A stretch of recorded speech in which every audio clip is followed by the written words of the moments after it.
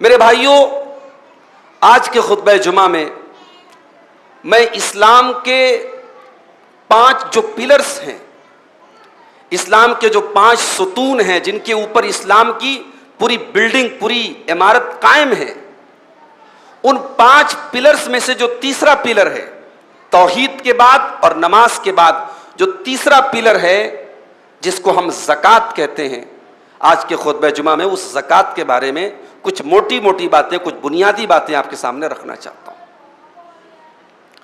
سب سے پہلے تو زکوٰۃ کا مطلب سمجھ لیں کہ زکوٰۃ کہتے کس کو ہیں۔ زکوٰۃ کا لفظ عربی زبان کا لفظ ہے اور زکوٰۃ کے 2 معنی ہوتے ہیں۔ ایک ہوتا ہے کسی چیز کا بڑھنا، انکریز ہونا، اضافہ کا ہونا، اور دوسرا ہوتا ہے کسی چیز کا پاک اور صاف ہونا۔ تو زکوٰۃ کے یہ 2 بنیادی فائدے ہیں۔ زکوٰۃ سے ہمارا مال بڑھتا بھی ہے اور ہمارا مال پاک بھی ہوتا ہے۔ اب پاک ہونے کا مطلب یہ نہیں کہ چوری کرو، رشوت لو، حرام کماؤ اور زکوٰۃ دے کے پاک کر لو، یہ مطلب نہیں ہے۔ انسان اپنی طاقت کے مطابق حلال پیسے کمائے، حلال ذریعہ آمدنی اپنائے، لیکن ایک انسانی کمزوری کے ناطے ہو سکتا ہے کہیں سے ہمارے اس مال میں کچھ میل کچھ ایل آ گیا ہو، کچھ کمیاں رہ گئی ہوں، کچھ کوتاہیاں رہ گئی ہوں جو ہمارے جان بوجھ کر کے ہم نے نہیں کی لیکن ہمارے مال میں آ گئی، تو ہماری ان کمیوں کو زکوٰۃ پاک کر دے گی۔ یہ ہے زکوٰۃ کا لغوی مطلب، زکوٰۃ کا لفظی مطلب۔ شریعت میں زکوٰۃ کہتے ہیں ہمارے مال میں اللہ کا وہ حق جو ہمیں حقداروں کو دینا ہے، یہ حق ہے اللہ کا۔ زکوٰۃ کوئی ٹیکس نہیں ہے صاحب، زکوٰۃ کوئی احسان نہیں ہے، زکوٰۃ آپ کے مال میں اللہ کا حق ہے۔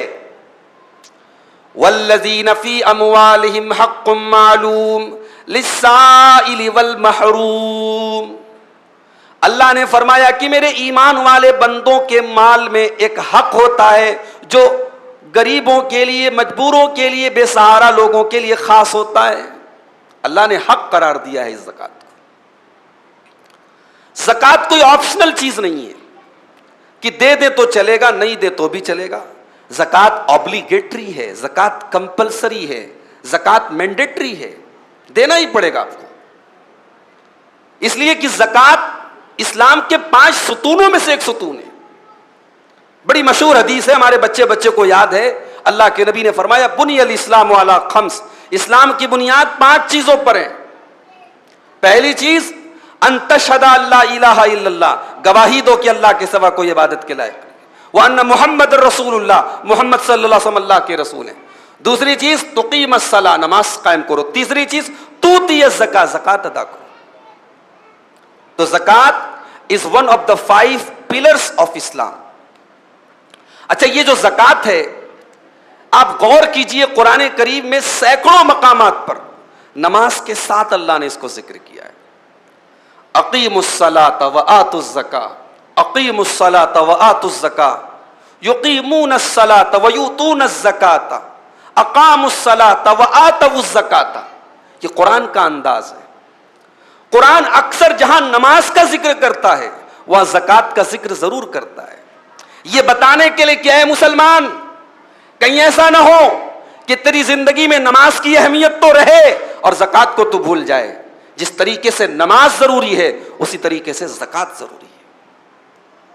جب اللہ کے نبی کا انتقال ہوا اور حضرت ابوبکر صدیق رضی اللہ تعالیٰ عنہ خلیفہ ہوئے تو حضرت ابوبکر صدیق کے سامنے جو سب سے پہلی پرابلم آئی تھی وہ یہی آئی تھی کہ بہت سارے لوگوں نے زکوٰۃ دینے سے انکار کر دیا، کہا کہ بھئی زکوٰۃ ہم اللہ کے رسول کو دیتے تھے، اب نہیں دیں گے، اللہ کے رسول کی تو وفات ہو گئی، آپ کا تو انتقال ہو گیا، اب ہم زکوٰۃ نہیں دیں گے۔ تو حضرت ابوبکر صدیق نے کہا میں جنگ کروں گا، جو زکوٰۃ نہیں دے گا میں جنگ کروں گا۔ حضرت عمر نے کہا کہ آپ کلمہ پڑھنے والے سے جنگ کریں گے؟ جو انسان کلمہ پڑھ رہا ہے، اپنے آپ کو مسلمان کہہ رہا ہے، اس سے بھی جنگ کریں گے آپ؟ تو بخاری اور مسلم کے الفاظ ہیں، حضرت ابوبکر صدیق نے فرمایا واللہ لأقاتلن من فرق بین الصلاۃ والزکاۃ، اللہ کی قسم میں ضرور ان سے جنگ کروں گا جو نماز اور زکوٰۃ کے درمیان فرق کرتے ہیں، نماز تو پڑھتے ہیں اور زکوٰۃ دینے سے انکار کرتے ہیں، میں ضرور ایسے لوگوں سے جنگ کروں گا۔ واللہ لو منعونی اناقا کانوا یؤدون الی رسول اللہ صلی اللہ علیہ وسلم، اگر اللہ کے رسول کے دور میں یہ اونٹنی کا بچہ بھی اگر زکوٰۃ میں دیتے تھے اور آج اگر مجھے نہیں دیں گے تو میں ان کے خلاف جنگ کروں گا۔ حضرت عمر کہتے ہیں کہ بعد میں یہ بات مجھے سمجھ میں آئی کہ یہی سچ تھا، اور حضرت ابوبکر کے سینے کو اللہ نے کھول دیا تھا، وہ بات وقتی طور پر میری سمجھ میں نہیں آئی تھی۔ تو زکوٰۃ وہ چیز ہے میرے بھائیوں۔ اچھا، زکوٰۃ سے فائدہ کیا ہے؟ زکوٰۃ ہمیں کیوں دینی چاہیے؟ زکوٰۃ کا سب سے بڑا فائدہ یہ ہے کہ زکوٰۃ سے ہمارا مال پاک ہوتا ہے، زکوٰۃ سے ہمارے مال میں برکت ہوتی ہے۔ اللہ نے فرمایا سورہ توبہ کے اندر، خذ من اموالہم صدقۃ تطہرہم وتزکیہم بہا، اے نبی آپ لوگوں کے مال سے زکوٰۃ لیجئے، صدقہ لیجئے، یہ زکوٰۃ اور صدقہ ان کے مال کو بڑھائے گا، ان کے مال کو پاک و صاف کرے گا۔ یہ زکوٰۃ کا پہلا فائدہ ہے، زکوٰۃ ہمارے مال کو پاک کرتی ہے۔ زکوٰۃ کا دوسرا فائدہ، اگر زکوٰۃ کو صحیح طریقے سے ادا کیا جائے کوئی بھوکا نہیں سوئے گا، کوئی بھوک سے نہیں مرے گا، کسی کو کسی کے سامنے ہاتھ نہیں پھیلانا پڑے گا۔ ہم نے زکوٰۃ کو زکوٰۃ کی طرح ادا ہی نہیں کیا۔ زکوٰۃ تو ایک اجتماعی چیز تھی میرے بھائی، ہم نے زکوٰۃ کو منمانی عبادت بنا دیا، جس کا جو جی چاہتا ہے ایک اندازے سے نکال دیتا ہے زکوٰۃ۔ زکوٰۃ تو ایک اجتماعی عبادت تھی، ایک سماج اور معاشرے میں اگر زکوٰۃ کو صحیح طریقے سے اپلائی کیا جائے، اس سماج میں کوئی غریب نہ رہے۔ غربت کے خاتمے کے لیے زکوٰۃ کو فرض کیا گیا۔ اسی لیے اللہ کے نبی صلی اللہ علیہ وسلم نے جب حضرت معاذ ابن جبل کو یمن بھیجا تو حضرت معاذ ابن جبل سے اللہ کے نبی نے فرمایا کہ اے معاذ، تم جہاں جا رہے ہو وہاں اہل کتاب رہتے ہیں، تو پہلے توحید کی دعوت دینا، جب توحید کی دعوت سمجھ جائیں تو نماز کی دعوت دینا، اور جب نماز بھی سمجھ جائیں، نماز پڑھنے لگے، تو اے معاذ تم ان کو زکوٰۃ کے بارے میں بتانا، ان کو بتانا ان اللہ قد افترض فی اموالہم صدقۃ، اللہ تعالیٰ نے ان کے مال میں زکوٰۃ فرض کی ہے، تؤخذ من اغنیائہم وترد علی فقرائہم، جو امیر سے لی جائے گی اور غریب کو دی جائے گی۔ تو غریبی کو ختم کرنے کے لیے زکوٰۃ فرض کی گئی۔ زکوٰۃ کا ایک مقصد اور بھی ہے، ہر انسان کے دل میں مال کی محبت ہے، انسان فطرتاً کنجوس ہے۔ وہ جو کہاوت ہے نا، چمڑی چلی جائے دمڑی نہ جائے، وہ غلط نہیں ہے، انسان کی فطرت ہے۔ اللہ نے قرآن میں کہا وَإِنَّهُ لِحُبِّ الْخَيْرِ لَشَدِيدٌ، انسان مال کا بڑا لالچی ہے۔ اب کوئی صاحب کہتے صاحب میرے اندر مال کی لالچ نہیں ہے، تو آپ گویا قرآن کو غلط قرار دے رہے ہیں۔ کم یا زیادہ، کسی کے اندر کم ہے کسی کے اندر زیادہ ہے، تو مال کی یہ جو محبت ہے زکوٰۃ اس کو کم کرتی ہے۔ زکوٰۃ، آپ کے پاس 1 کروڑ روپے ہیں، آپ کو 2.5 لاکھ روپے زکوٰۃ دینا ہے۔ اب یہ جو 2.5 لاکھ آپ کو دینا ہے، یہ جب آپ دیں گے نا تو آپ کے دل سے مال کی محبت تھوڑی کم ہوگی، تھوڑا بخل کم ہوگا۔ آپ کے دماغ میں جب یہ بیٹھے گا کہ میرے مال میں 2.5%، 2.5% غریبوں کا حق ہے، تو آپ کی بخیلی اور کنجوسی میں کمی آئے گی۔ یہ زکوٰۃ کا فائدہ ہے۔ اور زکوٰۃ کا ایک اور بہت بڑا فائدہ ہے، زکوٰۃ معاشرے کے اندر تعاون کا جذبہ پیدا کرتی ہے۔ اگر زکوٰۃ کا سسٹم نہ ہو تو غریب کے دل میں حسد پیدا ہو، اس کے پاس اتنی دولت ہے، اور امیر کے دل میں حقارت پیدا ہو، میں امیر ہوں یہ غریب ہے۔ لیکن زکوٰۃ ہمدردی پیدا کرتی ہے، زکوٰۃ ایک دوسرے کی مدد کا جذبہ پیدا کرتی ہے۔ امیر کے دل میں یہ جذبہ پیدا کرتی ہے یہ غریب ہے، یہ میری ضرورت کا، میری مدد کا حقدار ہے، اور غریب کے دل میں حسد نہیں پیدا ہونے دیتی۔ تو یہ ہے زکوٰۃ کا بینیفٹ۔ اب اگر ہم زکوٰۃ نہ دیں تو کیا فرق پڑتا ہے؟ بہت فرق پڑتا ہے۔ اللہ تعالیٰ نے سورہ توبہ کی آیت نمبر 34، 35، 34 اور 35 نمبر کی آیت میں اللہ تعالیٰ نے زکوٰۃ نہ دینے والے کا انجام بیان کیا۔ وَالَّذِينَ يَكْنِزُونَ الذَّهَبَ وَالْفِضَّةَ وَلَا يُنْفِقُونَهَا فِي سَبِيلِ اللَّهِ فَبَشِّرْهُمْ بِعَذَابٍ أَلِيمٍ، جو لوگ سونا چاندی کو اکٹھا کرتے ہیں، جمع کرتے ہیں، ان کی زکات نہیں دیتے، فبشرہم بعذاب علیم، اے نبی ان کو دردناک عذاب کی بشارت سنا دیجیے۔ یوم یحمى علیہا فی نار جہنم، قیامت کے دن ان کے سونے چاندی کو آگ میں تپایا جائے گا، فتکوی بہا جباہہم، اس سے ان کی پیشانیوں کو داغا جائے گا، وجنوبہم، ان کے پہلوؤں کو داغا جائے گا، وظہورہم، ان کی پیٹھ کو داغا جائے گا، ھذا ما کنزتم لانفسکم، اور کہا جائے گا یہی ہے وہ مال جس کی زکات تم نہیں دیتے تھے، جس کو تم اکٹھا کیا کرتے تھے، جس کو تم اسٹور کیا کرتے تھے، فذوقوا ما کنتم تکنزون، آج اس کا تم مزہ چکھ لو، جس کو تم اسٹور کرتے تھے آج اس کا مزہ چکھ لو۔ پہلے ان کی پیشانی کو داغا جائے گا، پھر ان کے پہلو کو داغا جائے گا، پھر ان کی پیٹھ کو داغا جائے گا۔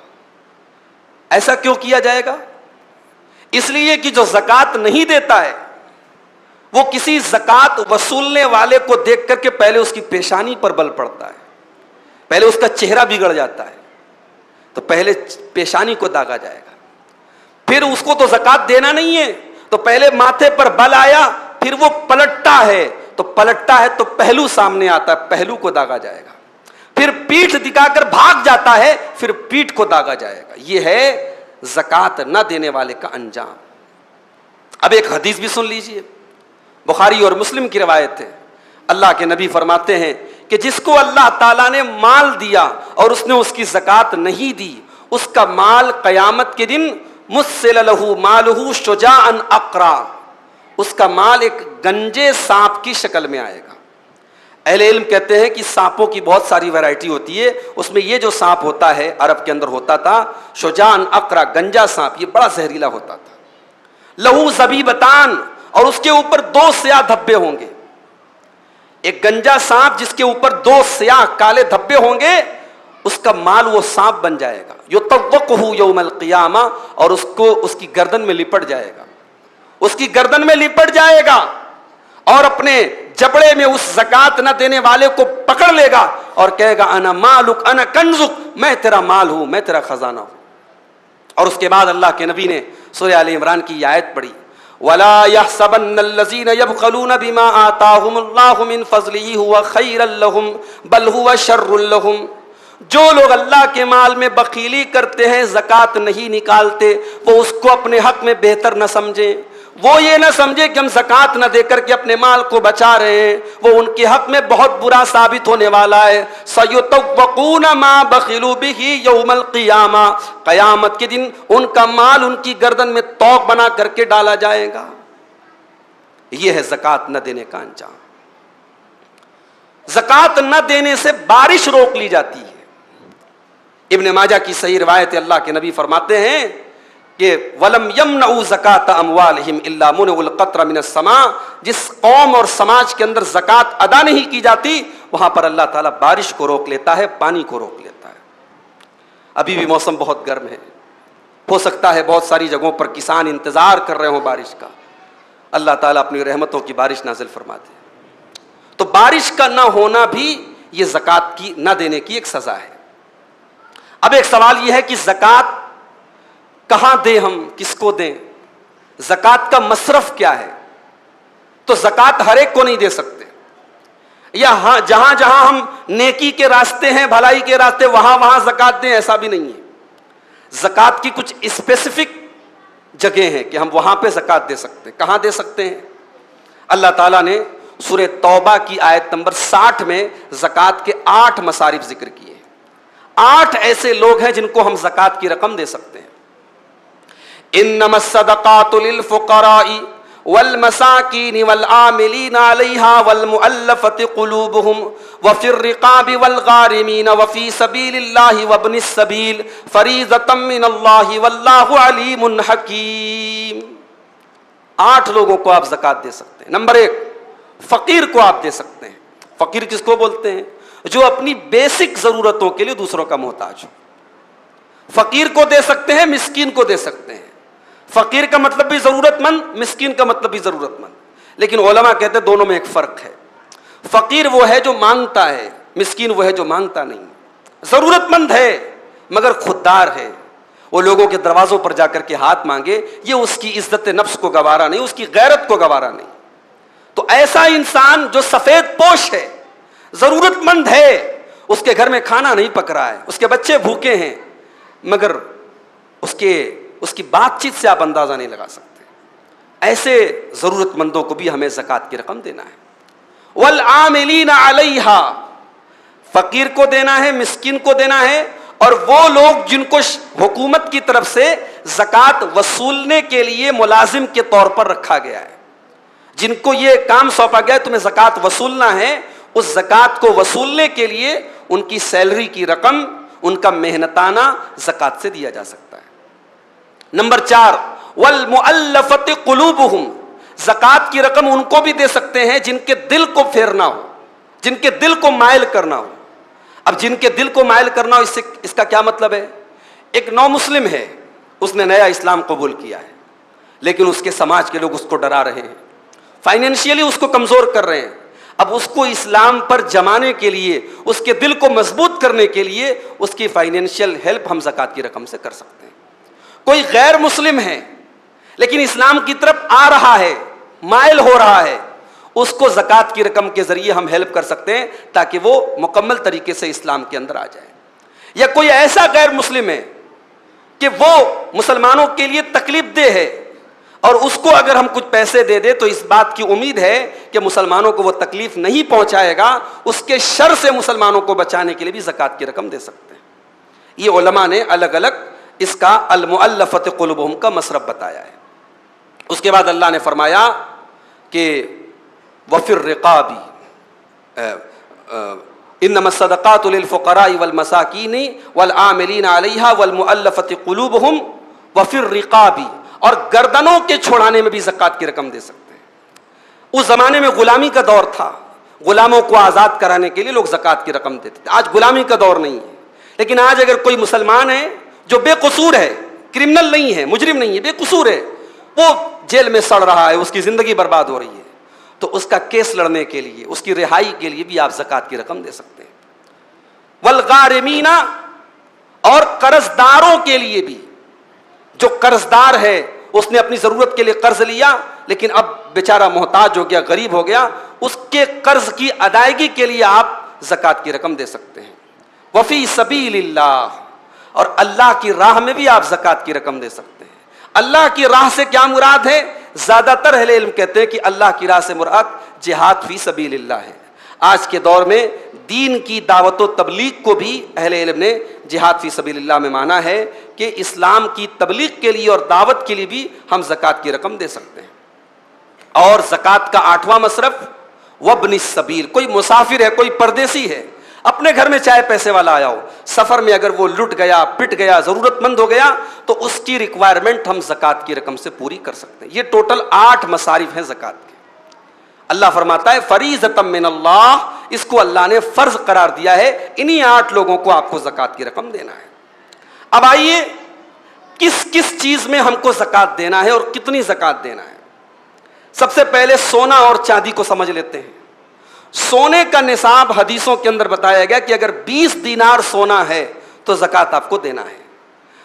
چاندی کا نصاب بتایا گیا کہ اگر 200 درہم چاندی ہے تو اس کی زکوٰۃ دینی ہے۔ اب یہ 20 دینار اور 200 درہم کتنا ہوتا ہے؟ جب اس زمانے کے دینار کو تولا گیا اور اس زمانے کے درہم کو تولا گیا تو آج کے موجودہ پیمانے کے حساب سے سونا 85 گرام اور چاندی 595 گرام 595۔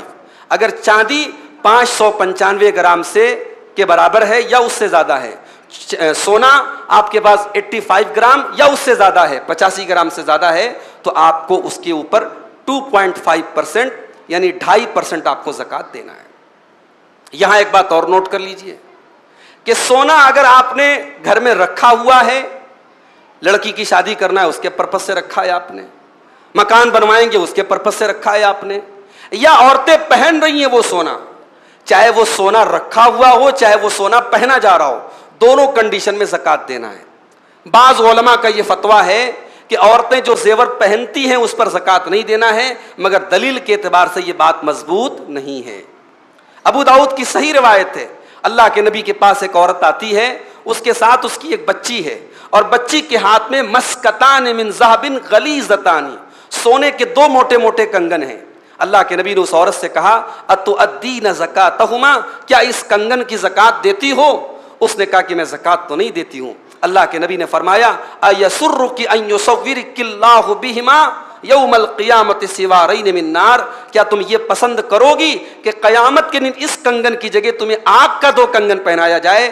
عورت نے فوراً اپنی بچی کے کنگن اتارے اور اللہ کے نبی کو دے دیا اور کہا کہ ہما للہ عز وجل, اے اللہ کے نبی آج تک میں نے اسی زکات نہیں دی, آج میں یہ کنگن اللہ کی راہ میں دے رہی ہوں, یہ دونوں کنگن اللہ کے لیے. یہ حدیث اس بات کی واضح دلیل ہے, کلیئر دلیل ہے کہ عورت جو زیورات پہنتی ہے اس پر بھی زکات دینا ہے. اچھا ایک بات اور یاد کریے, رکھیے کہ سونے کا زیور ہے, لیکن سونے کی زیور پر اس میں بہت ساری چیزیں مکس ہوتی ہیں. پھر ہم جب زیور لینے جاتے ہیں تو میکنگ چارج بھی لگتا ہے, ٹیکس بھی لگتا ہے. جب آپ زکات نکالیں گے تو صرف اوریجنل سونے پر نکالیں گے. آپ جو سونے کی کرنٹ ویلو ہے, آپ نے خریدا تھا 30,000 میں تھا, ابھی وہ 60,000 میں, تو 60,000 کے حساب سے آپ کو زکات دینا ہے, اور صرف سونے پر زکات دینا ہے. اس میں جو موتی لگے ہیں, جو ہیرے لگے, اس کی زکات نہیں دینا ہے. اس پہ جو میکنگ چارجز ہیں, جو ٹیکس وغیرہ ہے, اس کی زکات, جو اوریجنل سونا ہے اس کی زکات آپ کو دینا ہے. یہ سونے اور چاندی کی زکات کا مسئلہ ہے. اب ایک معاملہ یہ ہے کہ کرنسی کی زکات کیسے نکالیں. نبی کے دور میں روپیے پیسے نہیں چلتے تھے, اس زمانے کی کرنسی سونا اور چاندی تھی. آج ہمارے یہاں کرنسی نوٹ کی شکل میں ہے, پیسے کی شکل میں ہے, جس کو سونا اور چاندی کا الٹرنیٹ مانا گیا. تو کرنسی کی زکات ہم کیسے نکالیں گے؟ بعض علماء کہتے ہیں کہ سونے کے حساب سے نکالیں گے, بعض علماء کہتے ہیں چاندی کے حساب سے نکالیں گے. زیادہ مضبوط بات یہ ہے, چونکہ ہمارے دور میں سونے اور چاندی کی قیمت میں بہت فرق ہے. بھائی 85 گرام سونا کافی قیمت کا ہو جائے گا, اور 595 گرام چاندی کی کچھ خاص قیمت نہیں ہے. تو لہٰذا احتیاط کا پہلو یہی ہے کہ ہم کرنسی میں چاندی کو معیار بنائیں گے. اگر کسی کے پاس روپیہ, پیسہ, بینک بیلنس, کیش رقم اگر 595 گرام چاندی کے برابر ہے, مان لو اگر چاندی کی قیمت اس وقت مارکیٹ میں 60,000 روپیہ پر کے جی ہے, تو 60,000 کا 595 گرام کے حساب سے تقریباً 32,000 روپیے ہوئے. تو 32 سے لے کر کے 35,000 کی رقم اگر کسی کے پاس ہے اور سال اس پر گزر رہا ہے, سال بھر وہ رقم اس کے پاس رہتی ہے, تو اس کو زکات دینا ہے. یہ احتیاط کا پہلو اسی میں ہے. ہاں اگر کسی کے پاس سونے کا زیور ہے مان لو, لیکن سونے کا زیور کم ہے, 10 گرام ہے, 20 گرام ہے, اب اس سونے کے زیور کو کیا ہم کیش رقم کے ساتھ ملائیں گے؟ نہیں ملائیں گے. اگر سونے کا زیور 85 گرام سے کم ہے, اس کی زکات نہیں دینا ہے. صدقہ خیرات کے طور پر آپ اپنے زیور کی حفاظت کے لیے, اپنی بھلائی کے لیے کچھ اللہ کی راہ میں دینا چاہیں تو دینا چاہیں, ورنہ سونا 85 گرام سے کم ہے تو اس کو کرنسی کے ساتھ, کیش رقم کے ساتھ نہیں ملایا جائے گا. اب ایک سوال یہ پیدا ہوتا ہے کہ جو لوگ تجارت کرتے ہیں, جو دکاندار ہیں, جو بزنس مین ہیں, وہ زکات کیسے نکالیں گے؟ تو اب ان کے لیے یہ کنڈیشن تو نہیں لگائی جائے گی کہ سال بھر ان کے پاس وہ مال رہے, اس لیے کہ تجارت میں روٹیٹ ہوتا رہتا ہے. آج ایک مال ہے, کل ہمارے پاس نہیں ہے. تو تاجر جو ہوگا, جو دکاندار ہوگا, جو بزنس مین ہوگا, وہ سال میں ایک بار اپنے پورے مال تجارت, اپنے پورے کیپٹل کو ایویلویٹ کرے گا, اس کو اندازہ کرے گا کہ میری دکان میں کتنے کا مال ہے. 1 لاکھ کا مال ہے, 1.5 لاکھ کا مال ہے, 2 لاکھ کا مال ہے, جو بھی مال ہے اس کو وہ نوٹ کر لے گا. اس کے پاس جو بینک بیلنس ہے اس کو نوٹ کر لے گا, جو پیسہ اس کو مارکیٹ سے لینا ہے اس کو نوٹ کر لے گا, ان سب کو پلس کر دے گا. اب جو پیسہ اس کو مارکیٹ میں دینا ہے وہ مائنس کر دے گا, اور اس کے بعد جو رقم آئے گی اس کا وہ 2.5% زکات نکالے گا. لیکن یہاں ایک بات یاد رکھیے, ضرورت کی چیزوں پر زکات نہیں ہے. آپ کے پاس 5 لاکھ کی نہیں 5 کروڑ کی کار ہے, کوئی زکات نہیں ہے. آپ جس مکان میں رہتے ہیں, کروڑوں کا مکان ہے, اس کی زکات نہیں ہے.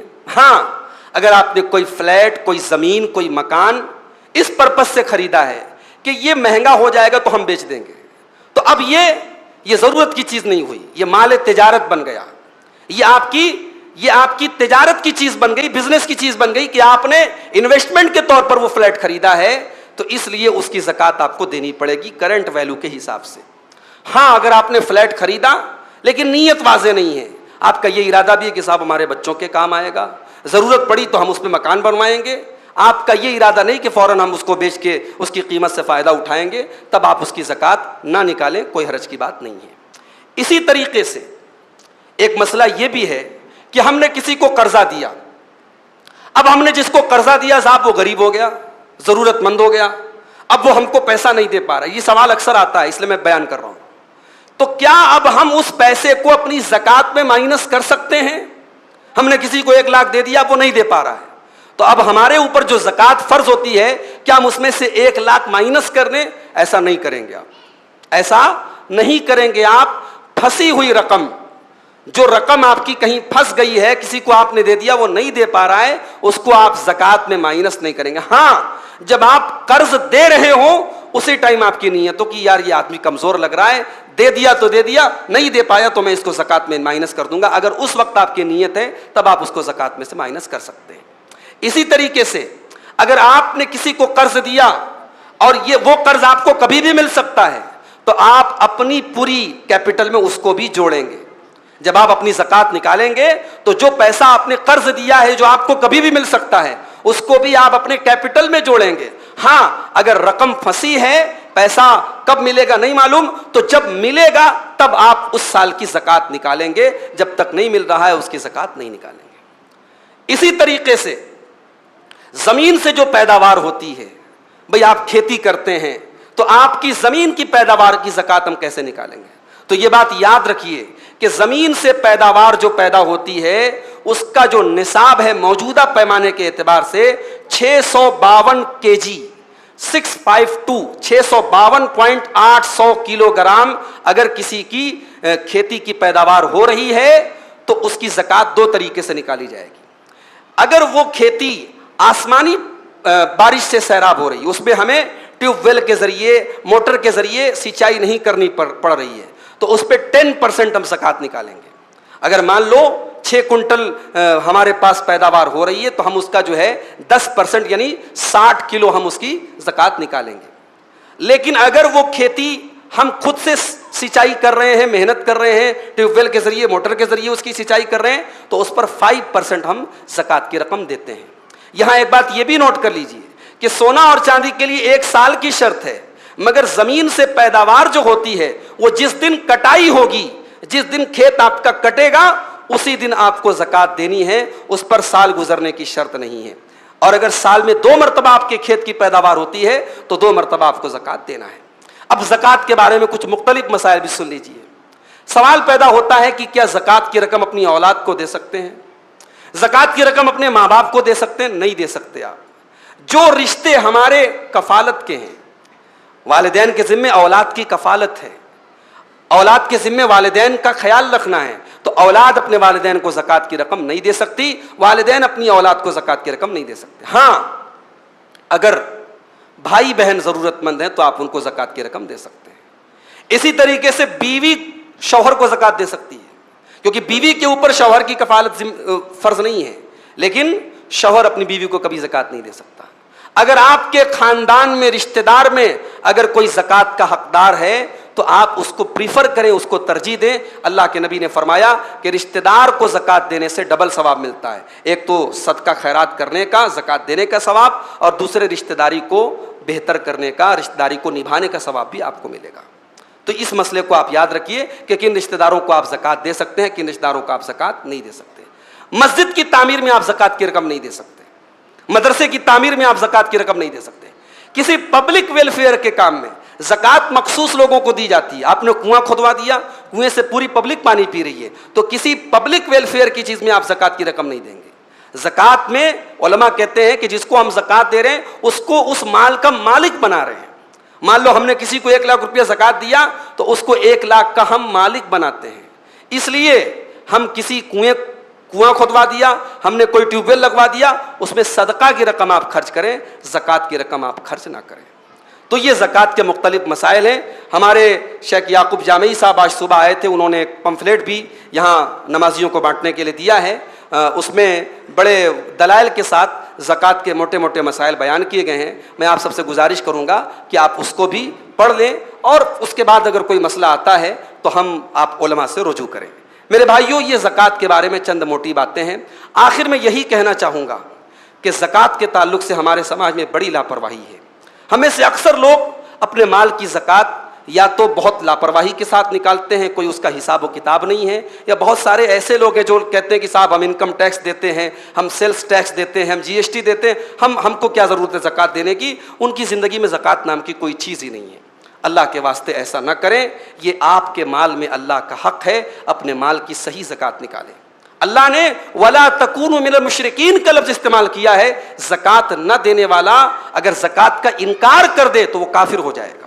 علماء کا اتفاق ہے اس بات پر کہ اگر زکوٰۃ کا انکار کر دے تو کافر ہو جائے گا, اور اگر زکوٰۃ اپنی سستی کی وجہ سے نہیں دے رہا ہے تو بہت سخت گنہگار ہوگا. آئیے ہم اللہ سے دعا کریں, رب العالمین ہم سب کو اپنے مال کی صحیح طریقے سے زکوٰۃ نکالنے کی توفیق عطا فرمائے. اللہ ہمارے مال میں برکت عطا فرمائے. اللہ ہم سب میں جو مال زکوٰۃ دینے لائق ہیں ان کو اللہ تعالیٰ اپنے مال کی صحیح زکوٰۃ نکالنے کی توفیق عطا فرمائے. رب العالمین رمضان کے باقی روزوں کو بھی ہم پر آسان کر دے. رب العالمین ہم نے جو عبادتیں اب تک کی ہیں ان عبادتوں کو, ان ٹوٹی پھوٹی عبادتوں کو اللہ تو اپنے فضل و کرم سے قبول فرما لے. اے اللہ رمضان کے آخری عشرے کا ہم سب کو حق ادا کرنے کی توفیق عطا فرما. اے اللہ قدر کی رات میں ہم سب کو جاگنے کی اور عبادت کرنے کی توفیق عطا فرما. اے اللہ ہم گنہگار ہیں, خطا کار ہیں, لیکن تیری رحمت کے امیدوار ہیں. پروردگار تو اپنے رحم و کرم سے ہم سب کو معاف فرما دے. اے اللہ تو جنت الفردوس میں ہم سب کو داخل فرما دے. تو جہنم کے عذاب سے ہم سب کو بچا لے. رب العالمین ہمارے دلوں کو اپنے ذکر سے آباد کر دے. اللہ ہمارے بچوں کی حفاظت فرما. اللہ ہمارے اہل و عیال پر خیر و برکت کا نزول فرما. اے اللہ جو ہم میں سے ذہنی طور پر پریشان ہیں, جسمانی طور پر پریشان ہیں, کل ہمارے ایک بھائی نے واٹس ایپ پر میسج کیا, ایک محمد ارسلان نام کا کوئی بچہ ہے, بہت سخت بیمار ہے, اس کے حق میں بھی ہم دعا کرتے ہیں. اور جو بھی بیمار ہیں اللہ سب کو شفائے کامل عاجل عطا فرمائے. رب العالمین جو کاروباری لحاظ سے پریشان ہیں اللہ ان کے کاروبار میں برکت عطا فرمائے. اللہ ہمارے ملک کی حفاظت فرمائے. اللہ ہمارے ملک کو شریروں کے شر سے محفوظ رکھے, فرقہ پرستوں کی فرقہ پرستی سے محفوظ رکھے. ہم جو بھی نیکی کے کاموں میں حصہ لیں, جو بھی خیر کے کاموں میں حصہ لیں, پروردگار ہمارے ان کاموں کو قبول فرمائے. اللہ جب تک دنیا میں زندہ رکھے اسلام پر زندہ رکھے اور ہمارا خاتمہ ایمان پر ہو. آمین. وآخر دعوانا الحمد للہ رب العالمین.